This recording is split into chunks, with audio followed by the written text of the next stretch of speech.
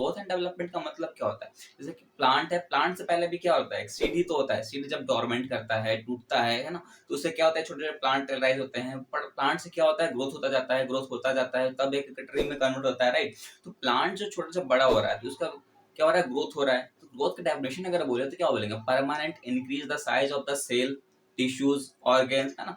आखिर वो कह रहा है प्लांट का सेल ही तो का साइज ही तो बढ़ रहा है, ऐसा थोड़ी है कि कोई जादू हो गया, ऐसा तो नहीं होता, है ना। अब अगर हम बात करें डेवलपमेंट की, जैसे प्लांट अब बड़ा हो गया, ट्री में कन्वर्ट हो चुका है, अब ट्री में कुछ फ्रूट अराइज हो रहे हैं, तो आखिर वो क्या हो रहा है, प्लांट का डेवलपमेंट ही तो हो रहा है। तो ये चीज हम देखेंगे इस चैप्टर में। और हम एक चीज बता दें कि प्लांट का ग्रोथ कौन सा सेल करवाता है, तो मेरिस्टेम सेल करवाता है, ये आपको याद रखना है, क्योंकि आप थोड़ा कंफ्यूज हो जाओगे, इसलिए मैंने पहले ही बता दिया। चलो इस चैप्टर को स्टार्ट करते हैं, बहुत ही इंटरेस्टिंग चैप्टर है, इसको स्किप मत करना। तो चलो स्टार्ट करते हैं प्लांट ग्रोथ एंड डेवलपमेंट। हम डेवलपमेंट और ग्रोथ किस में देखने वाले हैं, प्लांट में देखने वाले हैं। तो हमें जैसा कि पता ही है कि ग्रोथ जो होता है वो एसोसिएटेड रहता है डेवलपमेंट के साथ। अगर प्लांट का ग्रोथ हो रहा है तो कहीं ना कहीं प्लांट के सेल्स और जो टिश्यूज होंगे वो भी ग्रो करेंगे। क्यों ग्रो कर रहे हैं? ताकि वो अपना स्पेशल फंक्शन कर सके, रिप्रोडक्शन कर सके। रिप्रोडक्शन का मतलब क्या होता है? Production of new individuals. तो ये सब करने के लिए ही तो प्लांट जो है वो ग्रोथ करते हैं, अपना डेवलपमेंट करते हैं, राइट। तो चलो इस चैप्टर को डिटेल में थोड़ा पढ़ते हैं। अगर हम बात करें ग्रोथ का डेफिनेशन तो क्या होगा कि permanent increase the size of the cell, tissues and organs. अगर सेल का जो साइज है वो परमानेंटली इंक्रीज होता रहे, या फिर टिश्यूज या फिर ऑर्गन्स, ये सब का साइज अगर परमानेंटली इंक्रीज हो रहा है तो हम क्या बोलेंगे कि कहीं ना कहीं उनके बीच क्या हो रहा है, ग्रोथ हो रही है, राइट। अब बात करते हैं जो ग्रोथ होता है ना, ये अकम्पाइंड रहता है मेटाबॉलिक प्रोसेस के साथ। अब मेटाबॉलिक प्रोसेस के अंदर आते हैं anabolic process and catabolic process. ये सारे प्रोसेस में होता क्या है, तो ये सारे प्रोसेस के थ्रू एनर्जी मिलती है। और हमें पता है कुछ भी काम करने के लिए एनर्जी की जरूरत है, ये बात हमने फोटोसिंथेसिस और रेस्पिरेशन वाले चैप्टर में भी देखा है। अगर आपने नहीं देखा तो लिंक डिस्क्रिप्शन में दी हुई है, आप वहां से पहले देख लें, है ना। तो इसको एनर्जी क्यों चाहिए? ग्रोथ यहाँ करवाना है तो ग्रोथ के लिए भी तो एनर्जी चाहिए होगा प्लांट को, राइट। तो ये इसी प्रोसेस के थ्रू प्लांट जो है वो एनर्जी लेता है और अपना सेल का ग्रोथ करवाता है और डेवलपमेंट करवाता है। अगर हम बात करें कि प्लांट में ग्रोथ होता कैसे है, तो प्लांट में जो ग्रोथ होता है ना वो हमेशा चलता रहता है ना, अनलिमिटेड ग्रोथ होता रहता है। जब तक उसका लाइफ है तब तक प्लांट ग्रोथ करेगा ही करेगा, जब तक वो मर ना जाए।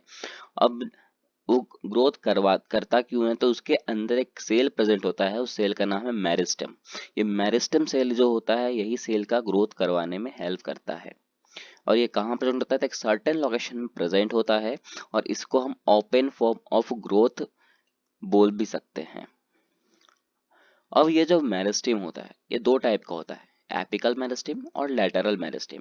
याद रखना है, इसको हम अभी आगे पढ़ेंगे, इसको अभी नहीं पढ़ रहे हैं ना। तो अगर हम इसको इतना सा को शॉर्ट में बोले तो क्या बोलना चाहेंगे कि जो मेरिस्टेम होता है ना वो सेल का डिवाइड करता है, डिवीजन करता है। अब सेल का अगर डिवीजन होगा तो क्या होगा? एरिया बढ़ेगा, है ना। प्लांट का एरिया बढ़ेगा, वॉल्यूम इंक्रीज होगा। अब वॉल्यूम इंक्रीज हो रहा है तो कहीं ना कहीं क्या हो रहा है? ग्रोथ हो रहा है। और ग्रोथ कहाँ पर होता है? सेल पे होता है, तो उसको हम बोलेंगे at a cellular level. Growth कहाँ हो रहा है? एक सेलुलर लेवल पे ग्रोथ हो रहा है। ग्रोथ अगर ज्यादा होगा तो प्रोटोप्लाज्म भी ज्यादा होगा उसमें। अगर ग्रोथ होगा तो उसमें प्रोटोप्लाज्म भी ज्यादा रहेगा। ये इंपॉर्टेंट लाइन है, नीट में पूछा गया क्वेश्चन है इसमें, इसीलिए मैंने पहले ही यहाँ क्लियर कर दिया है कि ग्रोथ अगर होगा तो प्रोटोप्लाज्म भी होगा, और ज्यादा ग्रोथ होगा तो ज्यादा प्रोटोप्लाज्म प्रेजेंट होगा, राइट। अब हम बात करते हैं कि हम ग्रोथ को मेजर कैसे कर सकते हैं, हाउ टू मेजर ग्रोथ, है ना। अगर हमें ग्रोथ को मेजर करना है तो अगर जैसे कि फ्रेश वेट है ना, fresh weight, dry weight, length, area, volume, cell number, ये सब जो है ना ये सारे फीचर्स हैं जिसके थ्रू हम मेजर करते हैं ग्रोथ को, राइट। अब देखो सिंपल सी बात है, अगर कोई ट्री है ना, कोई ट्री है, मान लो ये जो है एक ट्री है, ये जो तुरंत ट्री नहीं बना होगा, धीरे धीरे क्या हुआ होगा, धीरे धीरे सेल के नंबर बड़े होंगे, सेल के नंबर बड़े होंगे तो उसमें क्या हुआ होगा, मेरिस्टेम जो है धीरे धीरे उसने क्या किया, ग्रोथ करवाया होगा। तो इसको अगर हम प्लांट का अगर हम ग्रोथ को चेक करें तो सिंपल सी बात है, इसका हम लेंथ भी चेक कर सकते हैं, एरिया चेक कर सकते हैं, सेल के नंबर को भी चेक कर सकते हैं, राइट। वही चीज यहाँ लिखा हुआ है।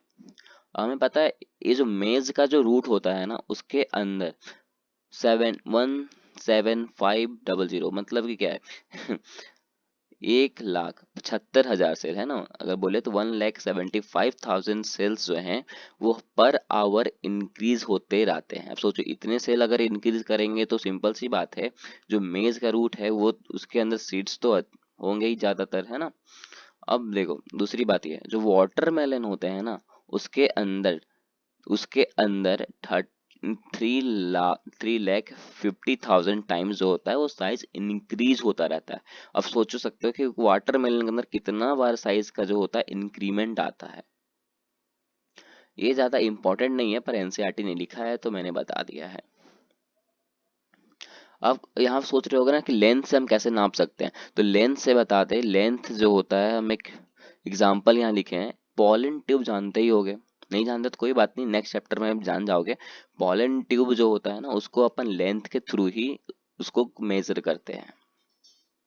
अब मैंने यहाँ थोड़ी देर पहले बताया था ये एपिकल मेरिस्टेम और लैटरल मेरिस्टेम, है ना, ये एपिकल मेरिस्टेम और लैटरल मेरिस्टेम।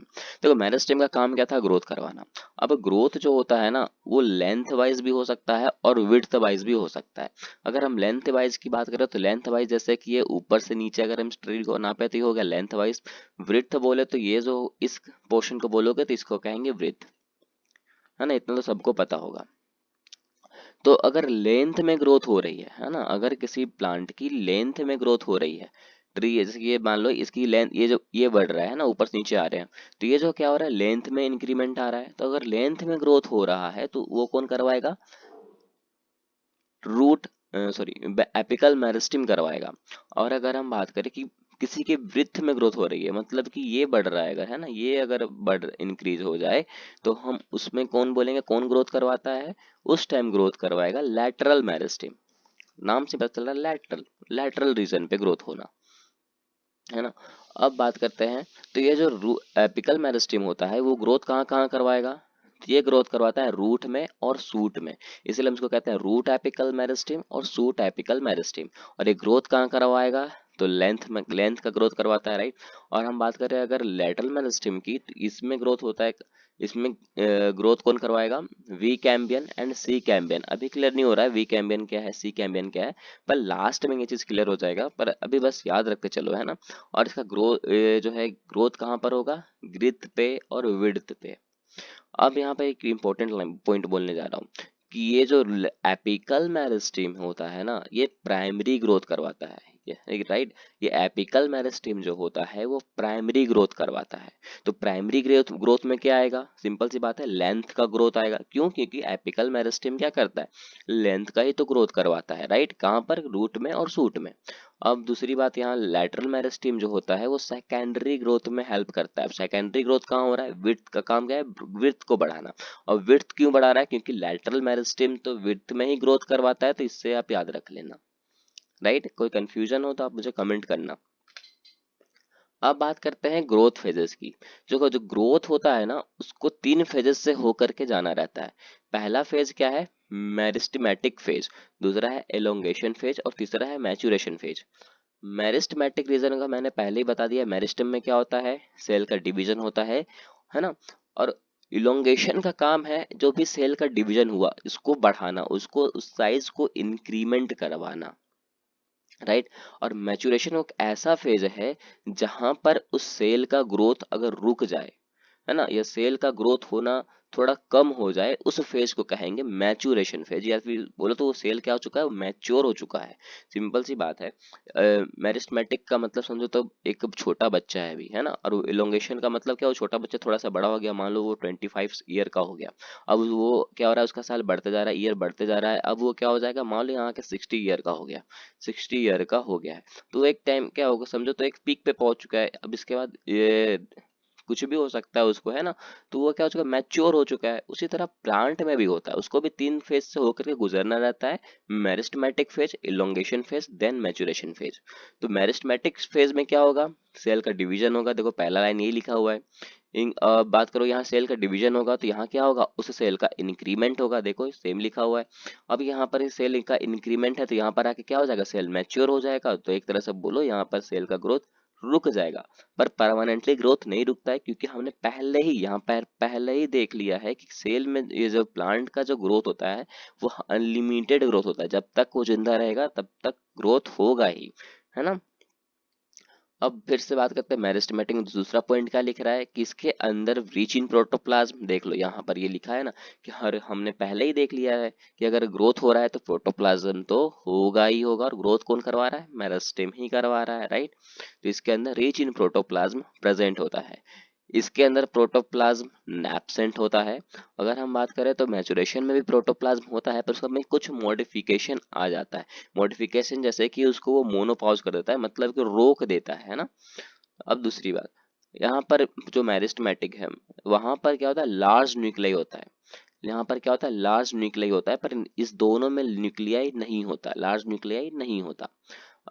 फोर्थ पॉइंट क्या कह रहा है कि यहाँ पर सेल वाल जो होता है वो प्राइमरी है, मतलब सिंपल सी बात है, सेल है तो सिंपल सी बात है, इसमें सेल कैसा है, अभी न्यूली सेल है ना। सेल का डेवलपमेंट नहीं हुआ है, बस ग्रो हुआ है ना, वो तो सेल का ग्रो करवा रहा है। तो यहाँ पर सेल वाल कैसा है, ये प्राइमरी है, मतलब अभी नाजुक है ना।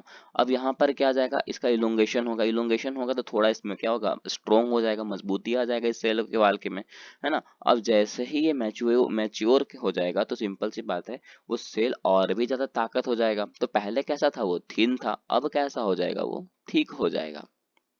और या तो ये बोलो ये सेकेंडरी में आ जाएगा, है ना। अब बात करते हैं लास्ट पॉइंट की। लास्ट पॉइंट क्या लिखा है यहाँ पर, मेरिस्टेमेटिक है तो यहाँ पर क्या है, इसमें अबंडेंट प्लाज्मोडेस्माटा होता है, अबंडेंट प्लाज्मोडेस्माटा होता है। और इसमें वैक्यूल जो होता है ना, ये इलोंगेशन फेज में वैक्यूल का साइज बड़ा होता है, लेकिन मैचुरेशन में ना तो अबंडेंट प्लाज्मोडेस्माटा होता है ना ही वैक्यूल बड़ा होता है। वैक्यूल का काम क्या है आपके दिमाग में चल रहा होगा, पर कोई बात नहीं, अभी हम आगे क्लियर करेंगे, एक ही जगह सब क्लियर नहीं हो सकता है, बस इसको चैप्टर में बने रहो, है ना, स्किप मत करना। अब हमारा नेक्स्ट टॉपिक है absolute growth and relative growth. ये एनसीईआरटी का छोटा टॉपिक है, पर इसको छोटा मत समझना, क्योंकि इससे नीट में भी क्वेश्चन पूछे जाते हैं और बोर्ड्स में भी एमसीक्यू के फॉर्म में ही होता है, पर क्वेश्चन आते जरूर है। इसमें एक ट्रिक मैंने बनाया है, उस ट्रिक को समझोगे तो आपको ये बहुत ईजी लगेगा। देखो एक ट्रिक यह है कि आपने एक प्लांट लिया, है ना, कितना सेंटीमीटर का, 5 सेंटीमीटर का प्लांट लिया, आपने उसको लगाया, और देखा क्या कि अगले ही दिन उसमें फिर से 5 सेंटीमीटर की ही ग्रोथ हो गई, मतलब जितना साइज था प्लांट का उतना ही साइज का क्या हो गया, ग्रोथ आ गया इसमें।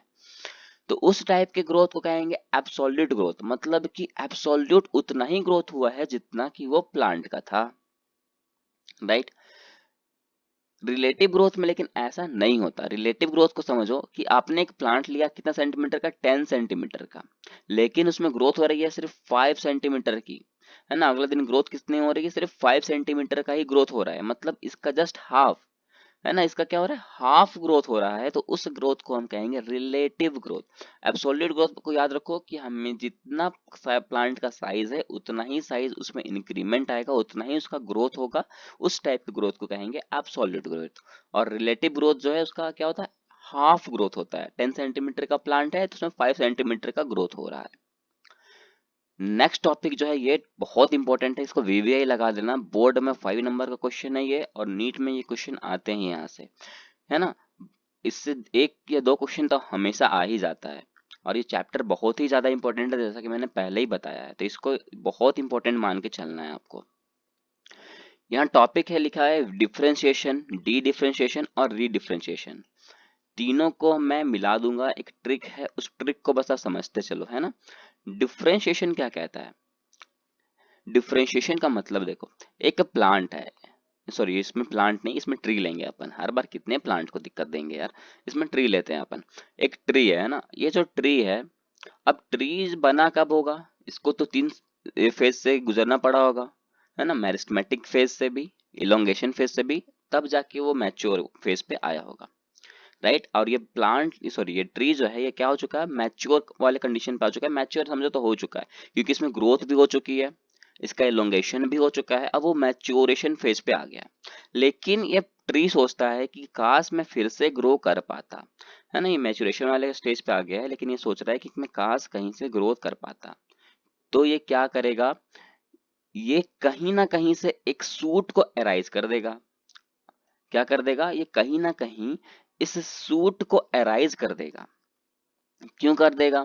ताकि ये उस सूट के थ्रू ये अपना ग्रोथ कर सके। तो जब ये मैच्योरेशन वाले स्टेज पे पहुंच चुका था ना, उस वाले स्टेज को ही कहते हैं डिफरेंशिएशन। क्या कहते हैं? डिफरेंशिएशन।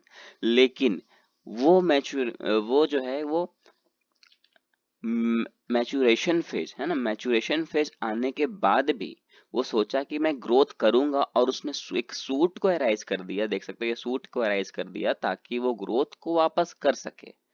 उस प्रोसेस को कहते हैं डी डिफरेंशिएशन। ताकि मतलब कि क्या कर रहा है वो, फिर से वो चाहता है कि हम फिर से ग्रोथ को कर सके। उस प्रोसेस को कहेंगे डी डिफरेंशिएशन। और जब वो जो सूट होगा उसमें उसमें भी क्या होगा? 3 फेज आने लगेंगे। पहला मेरिस्टेमेटिक फेज, फिर इलोंगेशन फेज आएगा उसका, और इलोंगेशन फेज के बाद फिर से जब मैच्योरेशन फेज आ जाएगा। तो जब उसका ग्रोथ होना स्टार्ट होगा, जैसे कि यहाँ पर इसने क्या किया, इसने यहाँ पर एक सूट को एराइज कर दिया। अब सूट को एराइज किया, उस प्रोसेस को क्या दिया हमने? Differentiation, sorry D differentiation. अब जब उस सूट का क्या होगा? इलोंगेशन होगा। इलोंगेशन होने के बाद फिर से जब वो मैच्योरेशन वाले स्टेज पे पहुंच जाएगा, उस प्रोसेस को कहेंगे री डिफरेंशिएशन। मतलब कि वो एक बार तो मैच्योरेशन वाला स्टेज पे पहुंच चुका था, पर दोबारा से उसने एक सूट को एराइज किया, उसको कह दिया हमने डी डिफरेंशिएशन। और उसने सूट को एराइज करके फिर से उसमें ग्रोथ किया, फिर से उसमें डेवलपमेंट लाया, उस प्रोसेस को कहेंगे री डिफरेंशिएशन। तो बताओ यह स्टोरी कैसी लगी? और इस स्टोरी के थ्रू आपने तीनों चीज कवर कर लिया, डिफरेंशिएशन को भी, डी डिफरेंशिएशन को भी, और री डिफरेंशिएशन को भी। तो चलो इसमें कुछ पॉइंट है वो भी हम बात कर लेते हैं। तो डिफरेंशिएशन में एक पॉइंट क्या है, आपने गौर किया होगा, डिफरेंशिएशन तब हो रहा था जब सेल जब सेल क्या हुआ होगा? मैच्योर हो गया होगा, क्योंकि उसने मैच्योरेशन स्टेज पे आ चुका था। तो तो डिफरेंशिएशन में क्या हो गया? सेल का मैच्योरेशन हो गया, सेल का मैच्योरेशन हो गया होगा, सेल मैच्योर हो गया है। डी डिफरेंशिएशन हुआ मतलब कि क्या? वो मैच्योर था पहले, सूट अराइज किया, तो वो सूट कैसा हो गया? सूट कैसा हो गया? वो अनमैच्योर हो गया। कैसा हो गया? अनमैच्योर हो गया और स्मॉल हो गया, छोटा हो गया, राइट। अब बात करते हैं री डिफरेंशिएशन। तो री डिफरेंशिएशन जब कर रहा था तो वो क्या कर रहा था? इस सूट को डेवलपमेंट प्रोवाइड कर रहा था, ग्रोथ दे रहा था, है ना, उसको ग्रोथ प्रोवाइड कर रहा था। तो ग्रोथ करने के बाद उस वो जो सूट था उसका ग्रोथ करने के बाद वो क्या हो चुका था? वो उसका सेल जो था वो भी तो एक मैच्योर हो चुका था, मैच्योरेशन पॉइंट पे आ चुका था। तो डी डिफरेंशिएशन में क्या हो रहा है? वापस से सेल मैच्योर हो जा रहा है और प्लांट बड़ा हो जा रहा है। सो ट्री जो है वो बड़ा हो जा रहा है, राइट। तो आपको इसका ट्रिक कैसा लगा वो मुझे कमेंट में जरूर बताना। ओके, अब आगे बढ़ते हैं। नेक्स्ट टॉपिक है हमारा हेट्रोफिली। ये बहुत छोटा सा टॉपिक है, ये ज्यादा इंपॉर्टेंट भी नहीं है। बस यहाँ आपको समझा देता हूँ कि जो हेट्रो का मतलब होता है डिफरेंट, और फीली का मतलब होता है लीफ, मतलब डिफरेंट डिफरेंट लीव्स। अब हम सबको पता है कि हर ट्री का लीफ जो होता है वो अलग अलग होता है। ऐसा तो नहीं ना कि हर ट्रीज जो है सभी का लीफ एक जैसे ही होते हैं, ऐसा नहीं होता। तो अलग अलग लीफ क्यों होते हैं? पहला कारण तो है इन्वायरमेंट। इन्वायरमेंट के कारण भी ये लीफ अलग अलग हो सकते हैं। दूसरा है फेज ऑफ लाइफ, उसके जीने का तरीका, है ना। तो फेज ऑफ लाइफ के अंदर आते हैं कॉटन, कोरिएंडर और लार्क सपर। और एनवायरनमेंट के कारण जो होता है इसके अंदर आता है बटर कप। बस एनसीईआरटी ने इतना सा ही लिखा है इसके बारे में, ज्यादा कुछ नहीं लिखा। नेक्स्ट टॉपिक है ग्रोथ रेट। और ग्रोथ रेट जो होता है ये दो टाइप्स के होते हैं। पहला है एरिथमेटिक ग्रोथ, दूसरा है जियोमेट्रिक ग्रोथ। एरिथमेटिक ग्रोथ क्या कहता है कि जैसे यहाँ दो सेल दिख रहे होंगे आपको, ये दो सेल में ग्रोथ, दो सेल हैं तो दोनों सेल में ग्रोथ नहीं होता है। दोनों में से सिर्फ एक सेल ही ग्रोथ करेगा और दूसरा सेल सप्रेस हो जाएगा। जैसा कि देख सकते हो यहाँ दो सेल है, एक का ग्रोथ हो रहा है, मतलब एक से यहाँ देख सकते हो एक सेल है, यहाँ मैं यहाँ अलग से ही करके दिखाता हूँ। जैसे ये सेल है, एक ये सेल है ना, दोनों में ग्रोथ नहीं होगा। जैसे कि मान लो अगर इसमें ग्रोथ हो रहा है तो ये क्या करेगा? एक का डबल कर लेगा, है ना, एक सेल से ये दो सेल बना लेगा, ऐसे एक ऐसे। लेकिन दूसरा वाला सप्रेस कर जाएगा, ये सिर्फ अपना ही सेल को लेकर के चलेगा। अगर मान लो कि इस वाले में ग्रोथ हो जाए तो ये वाला, अब ये दोनों सप्रेस हो जाएंगे और इसमें ग्रोथ हो जाएगा। तो इस टाइप की ग्रोथ को हम कहेंगे एरिथमेटिक ग्रोथ। और जियोमेट्रिक ग्रोथ कहता है कि जैसे कि ये 2 सेल है, देख सकते हो यहाँ 2 सेल दिख रहे होंगे आपको, दोनों सेल में ग्रोथ होगा, है ना, दोनों सेल में ग्रोथ होगा। जैसे कि देख सकते हैं यहाँ 2 सेल है तो यहाँ 4 सेल बनेगा, 4 है तो 8 बनेगा, 8 है तो 16, 16 है तो 32। तो इस टाइप के ग्रोथ को अपन कहेंगे जियोमेट्रिक ग्रोथ, है ना। नेक्स्ट टॉपिक है प्लांट ग्रोथ रेगुलेटर। क्या है प्लांट ग्रोथ रेगुलेटर? ये बहुत इंपॉर्टेंट टॉपिक है, इसको तो बिल्कुल भी मिस मत करना, क्योंकि इससे भी क्वेश्चन आते हैं। और पिछले बार नीट में क्वेश्चन पूछा था इस ऑक्सिन और जेबर एलिन में से। तो ये बहुत इंपॉर्टेंट टॉपिक है, इसको बिल्कुल भी स्किप मत करना। अब प्लांट ग्रोथ रेगुलेटर के अंदर आते हैं प्रोमोटर और इनहिबिटर। अब कौन प्रोमोटर है और कौन इनहिबिटर वो देखते हैं। प्रोमोटर के अंदर 3 चीज आते हैं, कौन कौन से? पहला है ऑक्सिन, दूसरा जेबरएलिन, तीसरा साइटोकाइनिन। और इनहिबिटर के अंदर आते हैं एब्सिसिक एसिड और इथाइलिन। तो पहले प्रोमोटर को कंप्लीट करते हैं, फिर इनहिबिटर पे जाएंगे। प्रोमोटर में सबसे पहले क्या है? ऑक्सिन। ऑक्सिन जो है ये जो है प्लांट का हार्मोन को सिंथेसिस करने का काम करता है। बहुत इंपॉर्टेंट बात है कि जो ऑक्सिन है ये प्लांट के हार्मोन को सिंथेसिस करने का काम करता है, सिंथेसाइज करता है। And they play an important role in regulation of plant growth. और ये जो प्लांट ग्रोथ जो होता है ना, इसमें इसका इम्पॉर्टेंट रोल है। और राइट, अब दूसरा है जेबरलिन। जिबरलिन जो होता है ना, ये क्या करता है? ये प्लांट का इलोंगेशन करने में हेल्प करता है, प्लांट का इलोंगेशन करने में हेल्प करता है, उसको टॉलर बनाता है।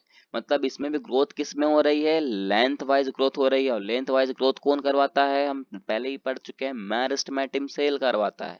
जहां भी लेंथ आ जाए समझो मेरिस्टेमेटिम। कौन सा मेरिस्टेमेटिम? तो एपिकल। एपिकल में भी 2 होते हैं, root apical and shoot apical. तो ये चीज आपको लिंक करना आना चाहिए, तभी आप क्वेश्चन सॉल्व कर सकते हो। क्योंकि नीट ने ये क्वेश्चन पूछा था कि जेबरलिन में ग्रोथ हो रही है तो बताओ वो प्राइमरी मेरिस्टेमेटिक है या फिर सेकेंडरी। तो आपको ये याद होना चाहिए कि वो प्राइमरी में आता है या फिर सेकेंडरी में आता है। और वो याद तभी रहेगा जब आप पहले से ध्यान दे रहे होगे, राइट। तो मैंने हर एक पॉइंट लिखा है इसमें, कहीं भी मिस मत करना, कहीं भी स्किप मत करना। चलो आगे आता, आगे क्या लिखा? They also play major roles in germination. जो सीड का जो जर्मिनेशन होता है ना, उसमें भी इसका इंपॉर्टेंट रोल होता है, क्योंकि उस सीड को जर्मिनेट करेगा तभी तो उसमें ग्रोथ होगी ना, राइट। चलो अब बात करते हैं साइटोकाइनिन की। साइटोकाइनिन जो होता है ना, वो क्या करता है? सेल को प्रोमोट करता है, sorry, promote cell division in shoot part. ये क्या करेगा? सेल डिवीजन प्रोवाइड करता है सूट पार्ट पे। तो आपको यहाँ पर एक मैं ट्रिक बता देता हूँ, आपको साइटोकाइनिन कभी भी भूलोगे नहीं। वो ट्रिक क्या है देखो, अगर आपको कहीं पूछे, अगर आपको कहीं पूछे बताओ जैसे कि सूट बर्ड है, एग्जाम्पल दे सूट बर्ड, तो सूट बर्ड में आपको बताना है कि इसमें साइटोकाइनिन है या नहीं है, साइटोकाइनिन का रोल है इसमें या नहीं है। तो कैसे बताओगे? तो जैसे कि मैंने पहले कहा कि साइटोकाइनिन का ये जो है ये रोल कहाँ पर है? तो सूट पार्ट में इसका रोल होता है, क्या करता है? सेल का डिवीजन कराने का काम करता है, राइट, इतना काम। अब मैं एक चीज और बताता हूं यहाँ पर कि अगर वो रूट से ऊपर का पार्ट है, अगर वो रूट से ऊपर का पार्ट है तो समझ जाना वहां साइटोकाइनिन का रोल होगा। अगर कोई भी प्लांट रूट से ऊपर की अगर पोर्शन की बात करे तो समझ जाना वो वहां पर साइटोकाइनिन का रोल होगा ही होगा। अब यहाँ एग्जाम्पल को देखो, पहला एग्जाम्पल क्या कर रहा है? सूट बर्ड, इसके न तो नाम पे ही सूट है। अब सूट है तो यहाँ तो सेल डिवीजन कराएगा ही कराएगा साइटोकाइनिन, तो यहाँ तो प्रेजेंट होना ही होना है। अब आ जाओ लीफ। अब लीफ कहाँ पर होते हैं? ऊपर की तरफ। सिंपल सी बात है, रूट में तो होता नहीं है, तो ये ऊपर की तरफ, रूट से ऊपर का पोजीशन है। तो रूट का ऊपर का पोजीशन है तो मतलब साइटोकाइनिन प्रेजेंट होगा। नेक्स्ट क्या है? फ्रूट। फ्रूट कहाँ अराइज कर होते हैं? ऊपर या नीचे? तो सिंपल सी बात है, फ्रूट ऊपर में अराइज होते हैं, लीफ जहाँ प्रेजेंट होता है उसके उधर ही अराइज होता है फ्रूट, राइट। तो फ्रूट भी ऊपर अराइज हो रहे हैं, मतलब साइटोकाइनिन का रोल होगा। क्लोरोप्लास्ट, क्लोरोप्लास्ट पता है ना? अगर नहीं पता तो आप फोटोसिंथेसिस का चैप्टर देख लो या फिर आप सेल बायोलॉजी को देख लेना, उसमें भी मैंने क्लोरोप्लास्ट के बारे में बताया। अब क्लोरोप्लास्ट का अंदर क्या होता है? क्लोरोफिल प्रेजेंट होता है, ये भी मैंने बताया। क्लोरोफिल कहाँ होता है? लीफ में होता है, तो इनडायरेक्टली लीफ की बात कर रहे हैं। और लीफ कहाँ होता है? जमीन से ऊपर, मतलब कि रूट से ऊपर ही होता है। अब ऊपर है तो साइटोकाइनिन का रोल होगा ही होगा। फिर ये डायरेक्टली पूछा गया है लीफ, तो लीफ कहाँ होता है? रूट में या फिर रूट से ऊपर? रूट से ऊपर होता है। अब रूट से ऊपर है मतलब साइटोकाइनिन का रोल होगा। तो इस तरह ये आप बता सकते हो कहाँ पर साइटोकाइनिन प्रेजेंट होता है और कहाँ पर एब्सेंस। नेक्स्ट टॉपिक है फोटोपीरियोडिज्म। फोटोपीरियोडिज्म का मेन रोल है फ्लावरिंग में।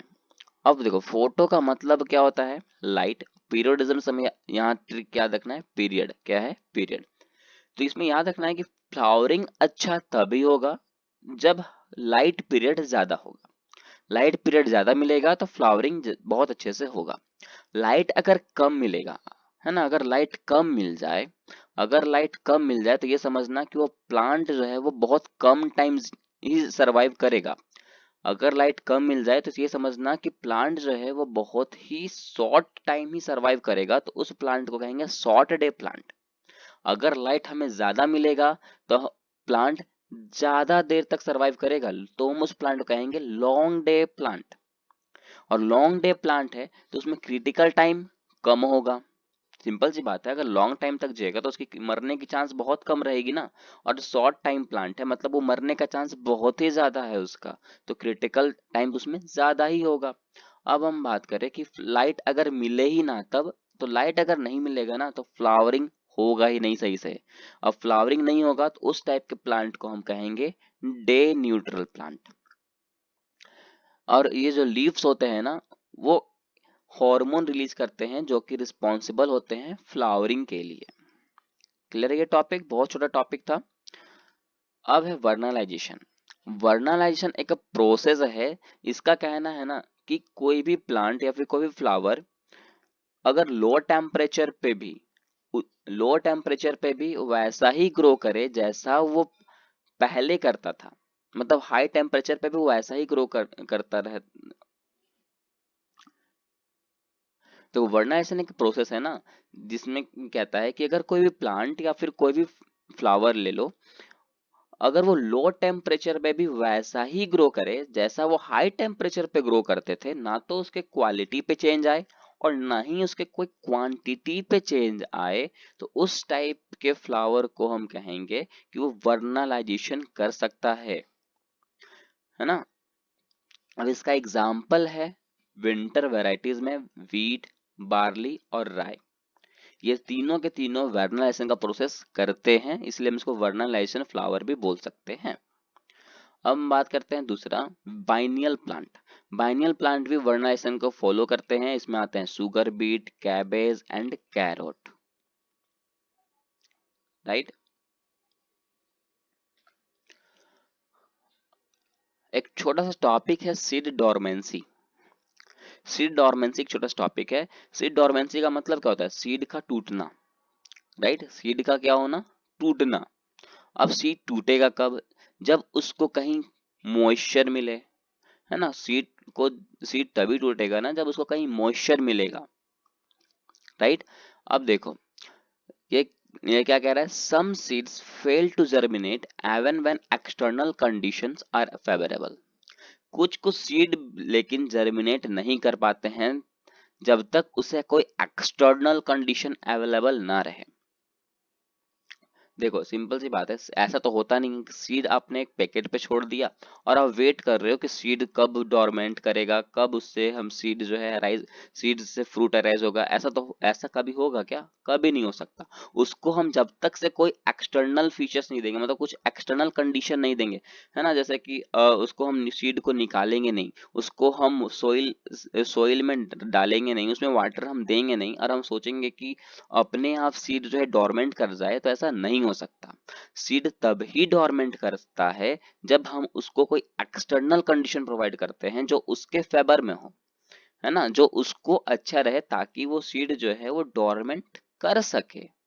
लेकिन तो भी कोई कोई सीड जो है डोरमेंट नहीं कर पाते हैं, ऐसा कंडीशन देने के बाद भी। पर हमें अभी सिर्फ समझना है सीड डोरमेंस होता कैसे है, टूटता कैसे है, इसका रीजन क्या है। इसका रीजन देखो क्या है, सीड जो होता है बहुत हार्ड कोट होता है, सबको पता है सीड जो होता है ना वो बहुत ही हार्ड होता है। सीड का अगर डायग्राम देखना है तो ये कुछ इस तरह का डायग्राम होता है। सीड के अंदर दो लेयर होता है, आप सबसे आउटर लेयर को कहते हैं एल्यूरोन और इनर लेयर को कहते हैं एंडोस्पर्म।